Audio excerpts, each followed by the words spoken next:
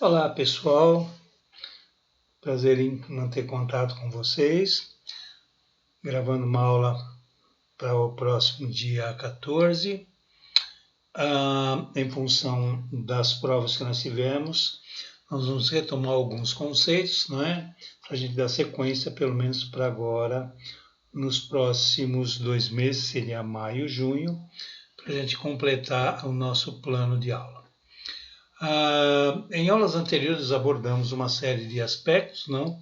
E abordamos dentro da questão da psicologia social, o processo de aprendizagem, o conhecimento, como a sociedade se constrói, a questão da forma como a sociedade está estruturada, os seus simbolismos, como os grupos atuam, não? E como a psicologia social trabalha nessas questões. Dissemos também, de uma maneira um pouco rápida, sobre como surge a psicologia no Brasil, lembrando que a psicologia é uma ciência muito recente, e a psicologia social mais recente ainda. Como disse Augusto Comte, é uma dissidência, uma pequena parte da sociologia que canalizou para a psicologia social. E no Brasil, as coisas começam a andar a partir do século passado, né? 1900, no qual, em 1908, já com todo um movimento aí social, por conta efetivamente dos novos paradigmas sociais, em função até do modelo que estava se avizinhando. Então, nós temos um movimento migratório muito grande, e aí começamos a ter um maior empenho dos pesquisadores sobre a psicologia social, lembrando também de um dos primeiros movimentos envolvendo o livro Psicologia das Multidões, do Le Bon. Então, eu tenho aqui, por exemplo, contribuição das ciências afins a partir de 1908.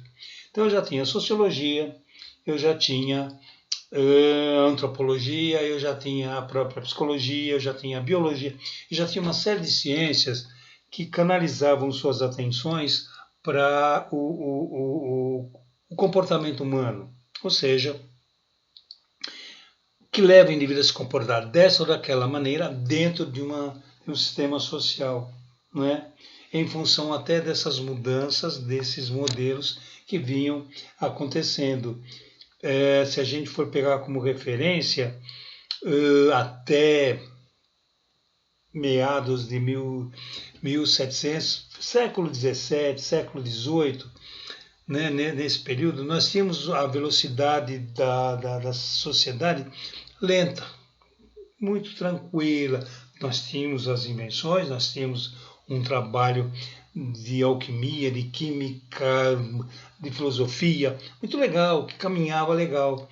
E nós notamos que com o advento do movimento da Revolução Industrial, e aí efetivamente o desenrolar de todo um conhecimento, nós temos efetivamente, a partir do século XX, uma coisa violentamente rápida em termos de tecnologia, em termos de conhecimento. Não é? O ser humano passa a ser um agente principal das transformações sociais. E ele se transforma, isso eu vou falar o tempo todo, enquanto ele se transforma, ele transforma o mundo em volta dele. E aí, junto, associado a essas mudanças, toda uma tecnologia. O exemplo que eu posso e costumo dar é o telefone, né? Que em um século, 100 anos, nós conseguimos algo fantástico. Né? Em 100 anos, nós saímos de um aparelho que tinha um fio esticado de uma casa na outra, se conversava, como criança faz, com aqueles copinhos de plástico e um barbante, podem conversar. Hoje, nós temos um instrumento, um aparelho, uma ferramenta que fotografa, que tem memória, que registra e que conversa e que grava. Ou seja, uma brutal tecnologia. Isso no mundo. Legal? Então, toda essa mudança, gente, mexe com o comportamento humano.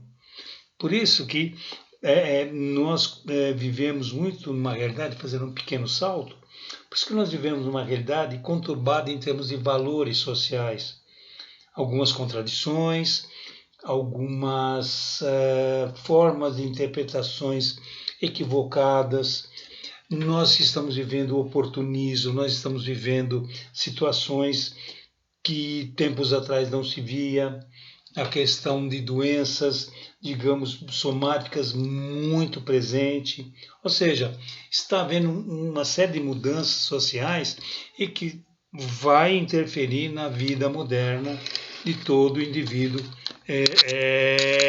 que vai viver em sociedade. E principalmente em sociedades onde como é que eu posso dizer, em sociedades onde a tecnologia já chegou, a tecnologia ela quase que domina, ela é quase que uma ditadura, vai usar um termo meio forte, mas existe a ditadura sim da tecnologia, sem ela não se vive.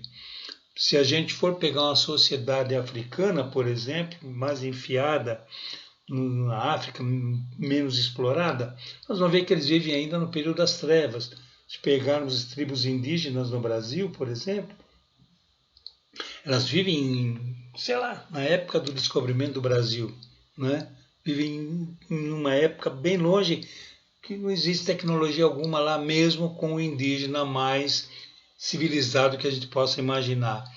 Então, veja, estou abordando essa questão por quê?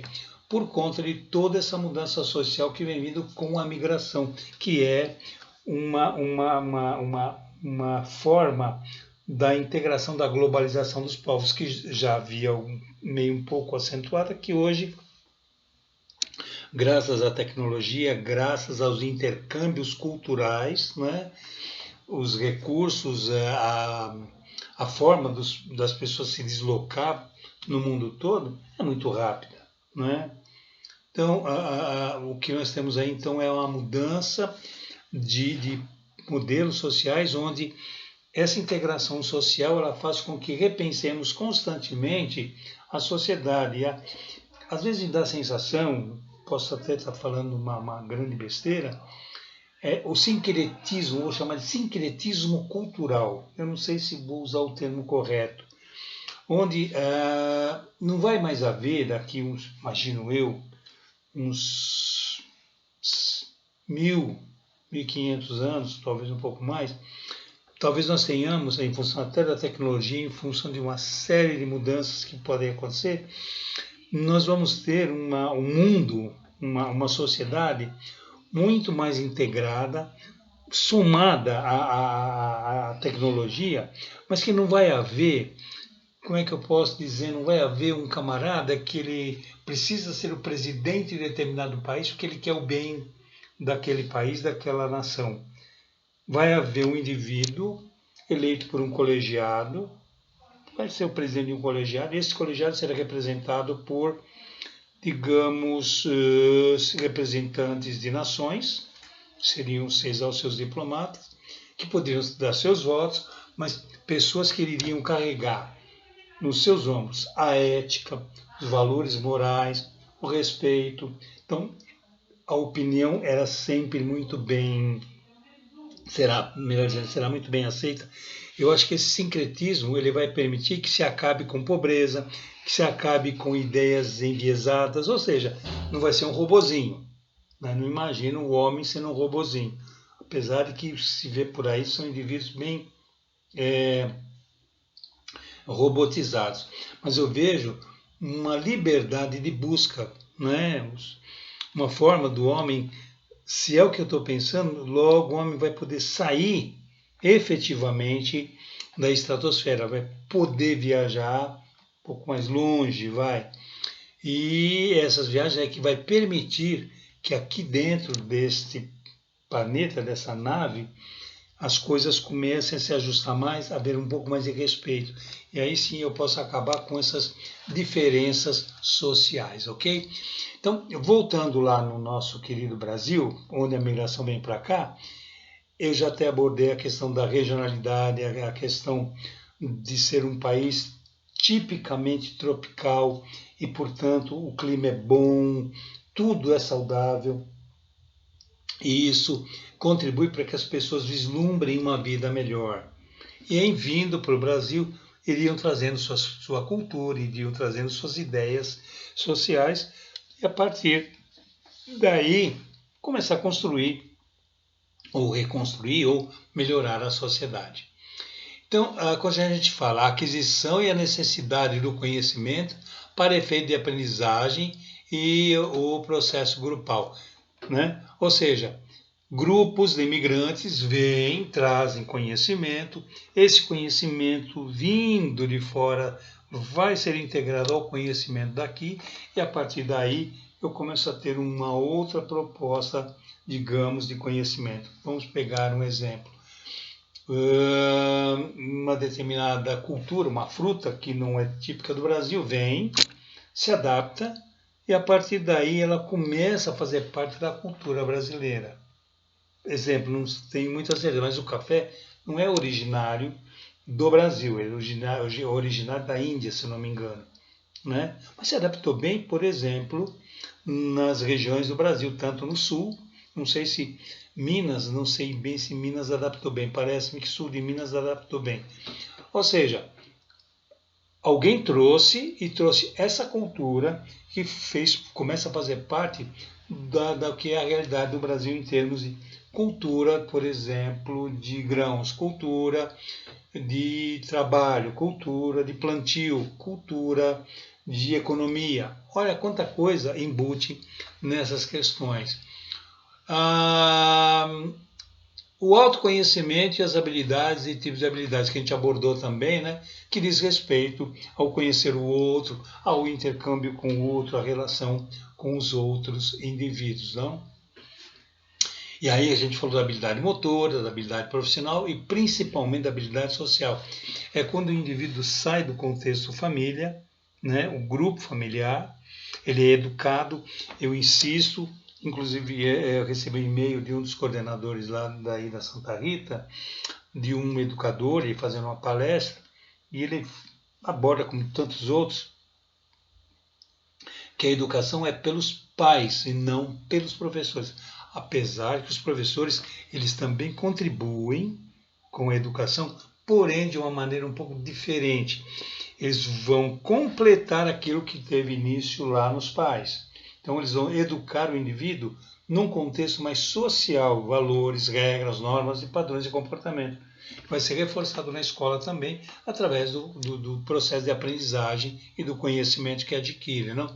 Então a habilidade social que nós trazemos como uma herança, né, ela também tem que ser reforçada, ela também tem que ser trabalhada com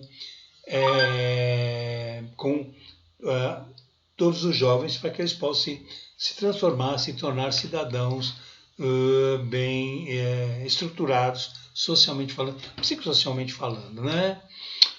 Deixa-me ver um outro aspecto, conceito da competência, juntar o talento e a habilidade. A gente falou das inteligências múltiplas, né? E aí nós começamos a ver os movimentos humanos e a importância dos grupos, é o que eu falei agora, né? O conceito polissêmico, esse é interessante abordar, que vários significados de caráter mais amplo, que preserva hábitos, costumes e valores. Está no nosso texto didático, né? Nosso material didático de apoio, na página 19. Ou seja, esse conceito de polissêmico que diz respeito a um processo onde as habilidades e costumes são valorizados, né? Tem seus valores. Ou seja, eu não posso ver uma sociedade de um único ângulo. Uma sociedade ela tem que ser vista de vários aspectos. E aí sim eu tenho uma fotografia de uma ideia de sociedade, não é isolado. Eu não consigo isolar um único aspecto. Esse aspecto ele faz parte de um todo, né? Já abordei essa questão inclusive. E a sociedade brasileira, por ser uma sociedade muito misturada, miscigenada, esse conceito polissêmico aqui se encaixa muito legal. Como eu disse agora há pouco, muita gente de várias regiões do país está vindo para o Brasil trazendo suas culturas, seus costumes, seus hábitos, e isso faz com que nós tenhamos uma pluralidade cultural, que se diz que no Brasil tem muito isso. Por isso, talvez nós não tenhamos ainda o único brasileiro, realmente, o único que está no Brasil, é brasileiro, é o índio. Os outros são ainda uma mistura europeia, uma mistura asiática, ainda há essa mistura aí. Tá? Um outro ponto importante aqui, gente, e aí sim a gente começa a pensar na questão da psicologia social no Brasil, é a Semana de 22, né, Semana de Arte Moderna, que fez com que nós começássemos a mostrar para o mundo quem era o Brasil, culturalmente falando, por exemplo. Então, a Semana de Arte Moderna, ela propõe que, até então que se viu o Brasil como uma terra de índios, uma terra de ninguém, já se começava a respeitar um pouco o Brasil em termos culturais. A Semana de Arte Moderna é talvez um marco da cultura brasileira. A partir daí, nós começamos a efetivamente ter um país um pouco mais, socialmente falando, um pouco mais estruturado. Tanto é verdade que em 1932, ou no comecinho da década de 30, nós temos a nossa primeira universidade fundada, que é a USP, daqui de São Paulo, né, que ela foi efetivamente, ou seja, universidade. Faculdade nós tínhamos muitas, cursos nós tínhamos bastante, formação profissional, mas universidade é um centro de conhecimento, um centro de pesquisa, um centro de muitas ciências, foi a USP, e depois daí começaram a surgir as demais universidades pelo Brasil afora. Né? E isso reflete o quanto o Brasil, com a República, veio crescendo, mas crescendo de uma forma muito lenta em relação aos outros países, por exemplo, os Estados Unidos, né? Por causa de uma ideia colonialista. Então, o Brasil ainda vivia até nos anos 30, nos anos 40, um país ainda muito colonial, um país ainda muito dependente de Portugal, muito dependente dos Estados Unidos, um país ainda muito dependente de várias nações, sem poder, não se impor, mas se mostrar um pouco mais independente, né? E a gente começa a ver que essa mudança começa a ocorrer no governo Getúlio Vargas, né? Quando ele, através do Estado Novo, no seu primeiro mandato, se não estou enganado, começa a repensar o Brasil. Então, começamos a ter uma proposta educacional, um modelo de ensino, né, uma política educacional. Nós começamos a ter uma política social muito mais intensa, dentre elas a mulher poder votar, a carteira profissional de trabalho, fundo de garantia, a garantia no trabalho, enfim, começamos a ter muitos direitos dos trabalhadores. Né? Isso foi muito importante. Né? E o modelo social, então, muda bastante. E nós começamos a ver que a partir de 40, nos anos 50, isso se torna uma realidade realmente muito, muito forte, quando eu tenho o êxodo brasileiro, né, o êxodo rural brasileiro, que é da década, da década de 50, onde as montadoras vêm, e claro, vindo a montadora, eu abro um parque, um leque de empresas que iriam sustentar, que iriam alimentar esse processo todo das montadoras.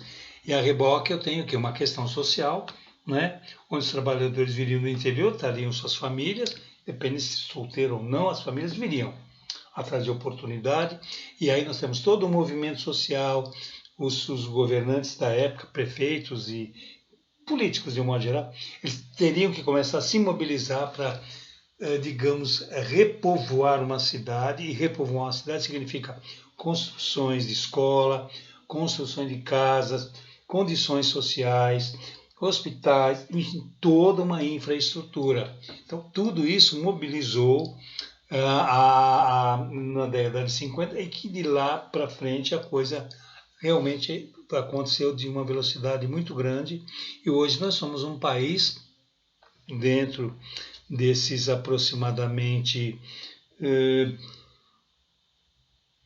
80 anos, 70 no máximo, somos o que somos em função de uma sociedade mais desenvolvida, uma sociedade um pouco mais estruturada.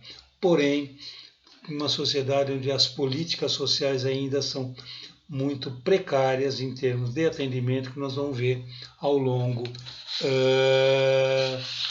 dos nossos estudos aqui, ao longo das nossas aulas futuras, né? E um dado importante é que o Brasil, pela globalização, nós começamos a ter as influências do mundo.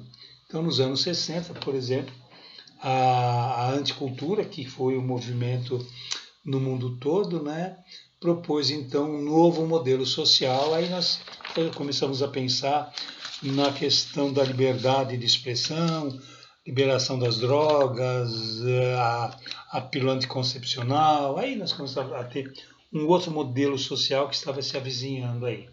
É lógico que tivemos conflitos, tivemos situações que mereceram muito atenção, ok? Dito isso, minha gente, na aula do dia 14, então nós começamos a trabalhar a questão historicamente falando, o que acontece com a psicologia social no Brasil, que tem seu início em 1908, já abordei em uma aula anterior, no qual se cria, se estrutura uma espécie de área de sanitarista, onde a migração vinha, e aí já começava a haver uma certa preocupação do governo da época de querer entender se havia problemas, questão de doenças, questão da pessoa vir e em condições, o que estava trazendo, ou seja, começar a trabalhar efetivamente numa questão de migração, né? E a partir daí nós começamos a ter um Brasil um pouco mais enriquecido com as propostas sociais. A partir daí, então, começamos a ter indivíduos como, por exemplo, que eu falo aqui, o Edward Ross, o William M. Douglas Ross, que apresenta um artigo sobre psicologia social, muito interessante, né? Que pelo menos dá os primeiros indicadores de um estudo da psicologia social. A psicologia social no Brasil, por Márcia Araújo, não, que também dá uma parcela de contribuição muito boa.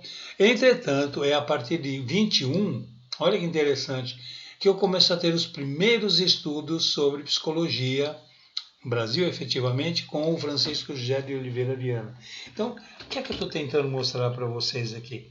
Que a partir do século XX, né, comecei no século, eu já começo a ter, por influência estrangeira, eu começo a ter a psicologia no Brasil, porque a migração permitiu esse estudo.